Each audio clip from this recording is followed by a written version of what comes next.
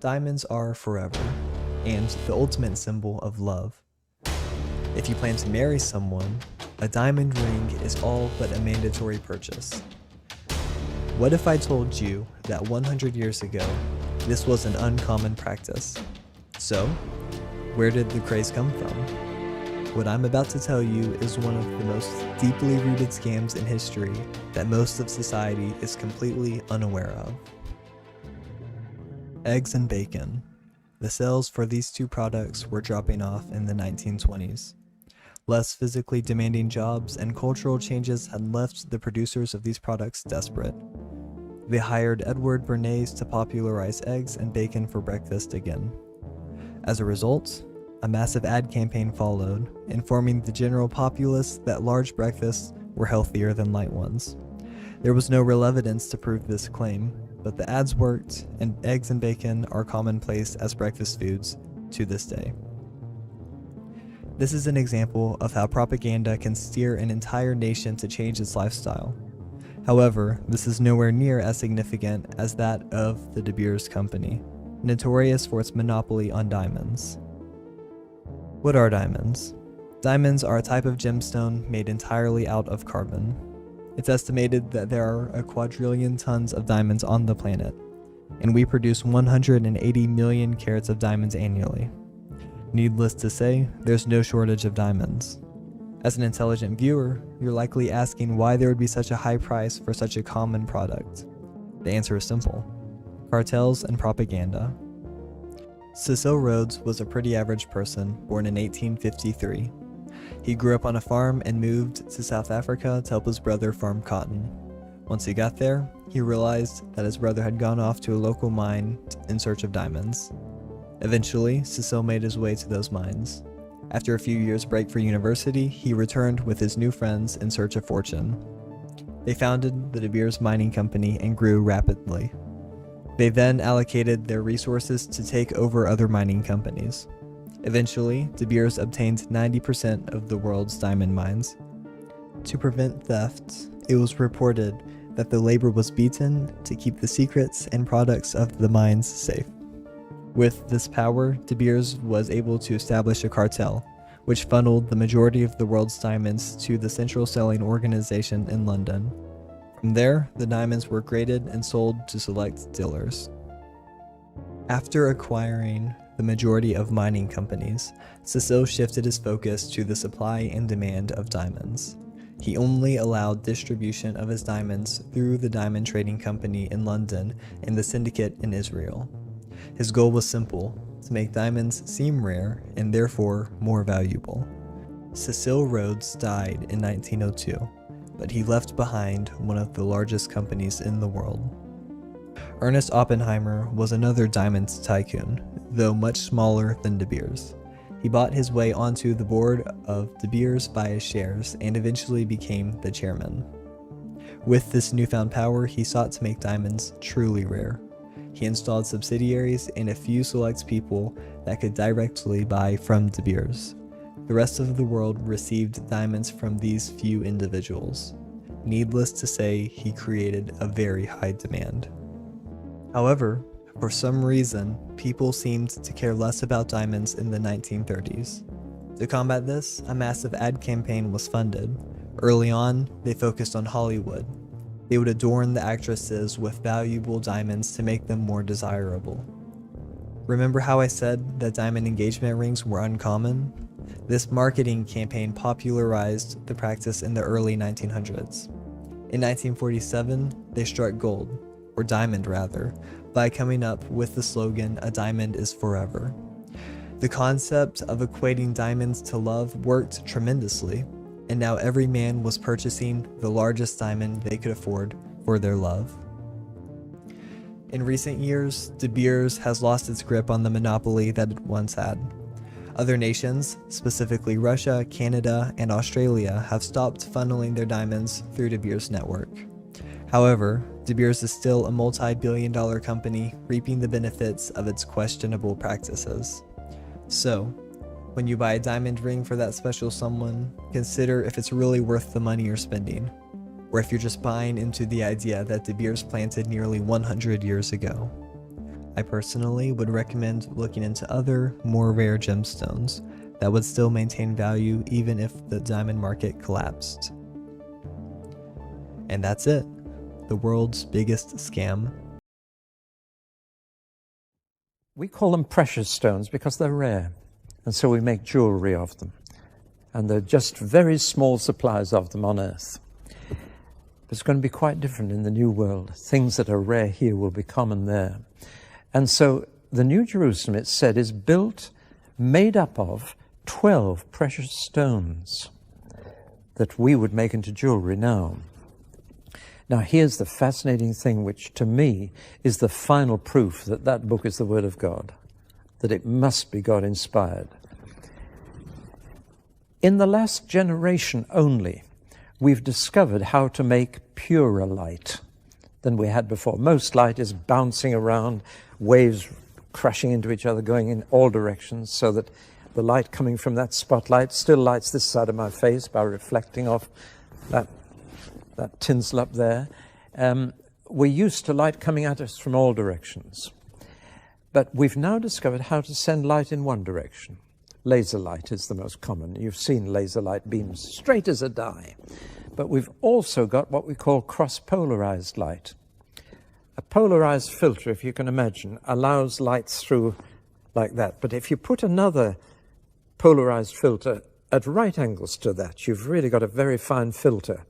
If you take sunglasses and take one lens and put it at right angles to the other, it goes even darker. It only lets very straight light through. Now, people have taken jewels and precious stones and cut a very thin slice for microscopic purposes, and then shone cross-polarized light through them to see what happens. To put it very crudely, what happens to these precious stones in pure light? And one of two entirely different things happens with every jewel.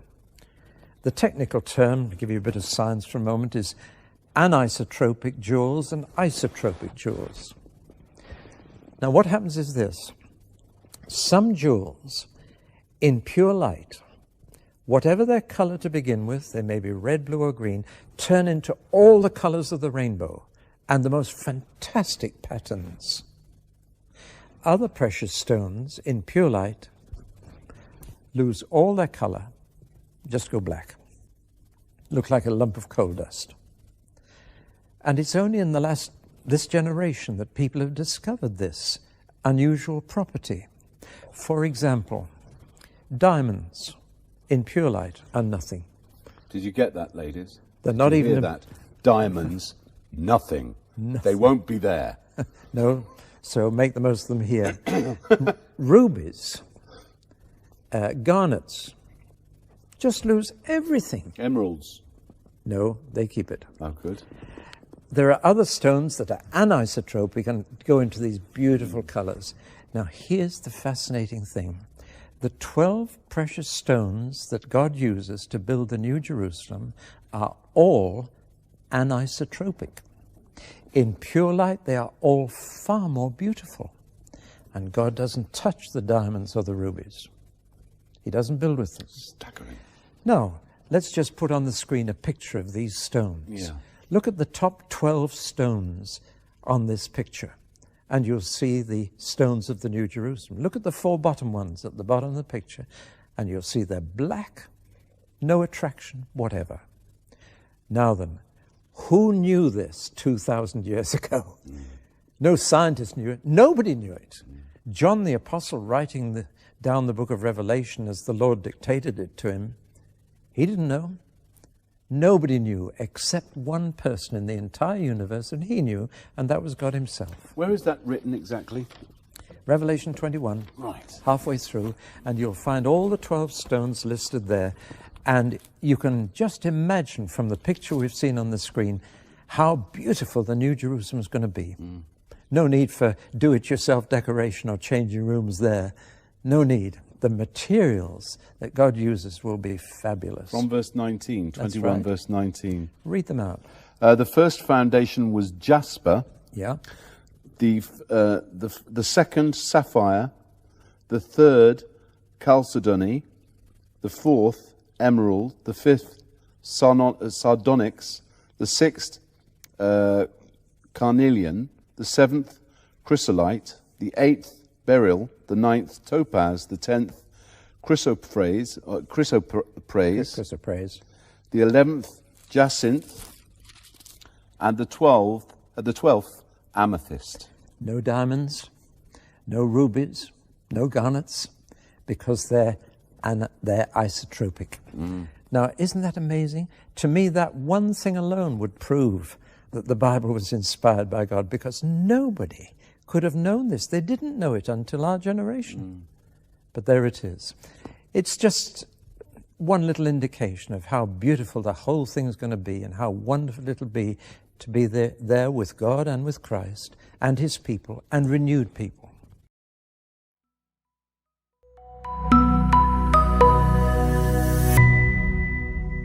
If you've ever seen an ad for a jewelry store, you've probably heard them say phrases like "diamonds are forever" or "diamonds are a girl's best friend." And certainly when it comes to marriage proposals, nothing is more iconic than the proposer getting down on one knee and presenting a diamond engagement ring to their sweetheart. But why is that? Why are these shiny little rocks not only expensive, but also so revered in our culture? What if I were to tell you that the whole thing was just one big marketing scam? Today, the writers are taking a deep dive into the jewelry industry to answer the question, why do we care so much about diamonds? Before we get started, we'd love it if you would be so kind as to subscribe to our channel and ring the notification bell. That way you can stay up to date on all the daily content we have to offer. So, what makes diamonds so special? After all, a diamond is just a glittery little chunk of carbon. And yet, somehow, this sparkly mineral has gone on to become the official symbol of matrimonious union. According to data gathered by jewelry industry research industry head Kenneth Gassman, 75% of brides in the United States wear an engagement ring. It's such a ubiquitous part of the traditions surrounding marriage that hardly anyone ever seems to question it. Well, we hate to be the bearer of bad news, but if you thought diamonds were made into the symbol of true love because they're rare and beautiful, you'd be sadly mistaken. In fact, despite the often outrageous price tag that comes attached to them, diamonds aren't even particularly rare. The truth as to why diamonds have gone on to become the official symbol of marriage is far more cynical in nature, and it has more to do with propaganda and sneaky marketing tactics than it has to do with love or beauty. In his article of the February 1982 issue of The Atlantic, journalist Edward J. Epson wrote about the concept of the diamond invention. In other words, that belief that diamonds are rare, valuable, and a must-have status symbol is entirely a work of fiction, dreamed up by the diamond manufacturers as a way to drum up business. The creation of the diamond invention can actually be traced back to the origins of a corporation that just so happened to hold a total monopoly over the diamond industry until the early 21st century, De Beers Group. Epstein's research on the diamond market reaches back to South Africa in the 19th century. In 1870, British businessmen stumbled across a massive diamond mine near South Africa's Orange River and quickly wasted no time raking in the gems hand over fist. But now that they were almost literally swimming in diamonds from their mining operation, the British financiers found themselves faced with a new dilemma. How do they make the most of their discovery without flooding the market? Until now, diamonds had been harvested in relatively small batches in India and Brazil, accounting to only about a few pounds a year in terms of worldwide gem production. Diamonds did not have much intrinsic value on their own, and the reason they had been deemed valuable at all was almost exclusively due to their sheer scarcity. The discovery of the South African mines threatened to completely topple the assumed value of diamonds by shifting the balance of supply and demand, and at best, diamonds would become reclassified as only semi-precious gems. So, how were the financiers able to make use of their mines without completely devaluing the price of the diamonds they were harvesting? Why, by pretending the diamonds were still scarce, of course. In 1888, the major investors of the South African diamond mines merged their resources together, forming a cartel known as De Beers Consolidated Mines Limited. De Beers was formed in order to monopolize and control the production of diamonds, while tricking consumers into believing that the diamonds they sold were still rare and valuable. And at this point, I'm sure it would come as no surprise if we told you that they succeeded. De Beers as a company took on a number of different pseudonyms around the world, whether it was Diamond Trading Company in England, the Syndicate in Israel, or the Diamond Development Corporation in Africa. All of these were simply De Beers in a clever disguise. All the while, De Beers, in its many forms, perpetuated the illusion of diamonds as something rare enough to be worth the inflated price tag. And for most of the 20th century, De Beers enjoyed a lofty position as the undisputed kings of the diamond industry. Okay, so now you know why diamonds are so expensive, but how did they become the symbol of marriage that they are today? While it might feel like the sentiment that diamonds are forever has been around for, well, forever, the widely accepted tradition of the diamond engagement ring has only been in popular practice for less than a century. In 1938, America was still in the throes of the Great Depression. At around this time, diamonds were considered a luxurious and superfluous symbol of status, reserved only for the extremely wealthy. After all, with money being as tight as it was for the average Depression-era American, why would anyone want to spend their hard-earned pay on some shiny rocks, when that money could instead be put towards something more practical, like a car or a washing machine? If De Beers wanted to keep the demand for diamonds high, they needed to come up with a new marketing strategy, and fast. So what new angle did they come up with to push those glittery carbon crystals? You guessed it, marriage. So much for money can't buy me love, huh? De Beers collaborated with N.W. Ayer, a major American advertising agency, in order to reinvent the public perception of diamonds by making them into a symbol of romance. A massive marketing campaign was set into motion, as diamond rings were pushed not only via radio, newspapers, and magazines, but also through celebrity endorsements and product placement in the newly emerged motion picture industry. And it worked. By 1941, diamond sales in the US had already shot up by 55%. In 1948, a copywriter for N.W. Ayer coined the phrase, "A diamond is forever." And the rest, as they say, is history. So, there you have it, how a group of British investors were able to turn a surplus of glittery stones in South Africa into one of the biggest and most lucrative advertising campaigns in all of history, and collectively trick 3/4 of American newlyweds into buying their jewelry for the better part of a century. Well, these days, De Beers has been pushed off their throne as the monopolizers of the diamond industry, presently only selling about 35% of the world's rough diamond production.